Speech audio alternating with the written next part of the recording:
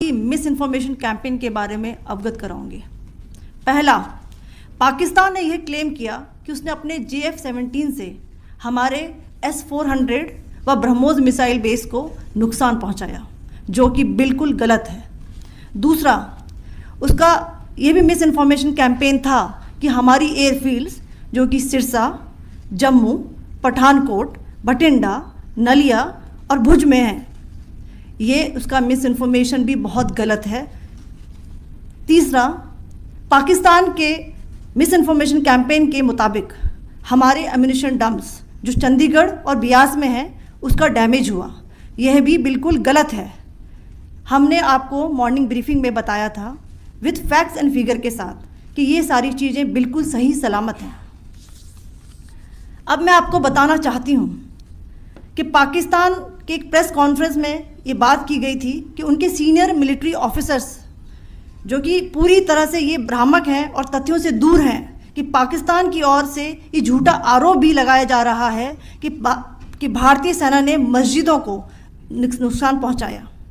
मैं इससे बिल्कुल स्पष्ट करना चाहती हूं कि India is a secular nation और हमारी सेना भारत के कॉन्स्टिट्यूशनल वैल्यूज़ की एक बहुत प्यारी झलक है।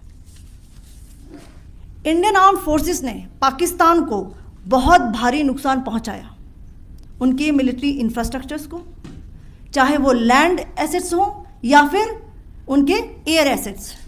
यही नहीं, इंडियन आर्म्ड फोर्सेस ने पाकिस्तान की एयरफील्ड्स स्कर्दू, जकोबाबाद, सरगोदा और बुलारी को बहुत नुकसान पहुंचाया। इसके अलावा पाकिस्तान के air defence system, radar system, उनको भी एयर स्पेस में अनटेनेबल किया।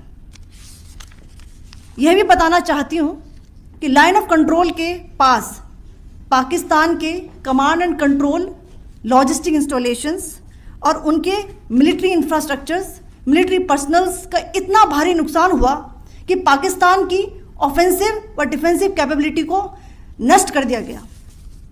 अंत में मैं फिर से ये बात दोहराना चाहूँगी, इंडियन आर्म फोर्सेस पूरी तरह से तैयार है, सतर्क है और भारत की संप्रभुता और अखंडता की रक्षा के लिए पूरी तरह से कमिटेड है। धन्यवाद। जय हिंद।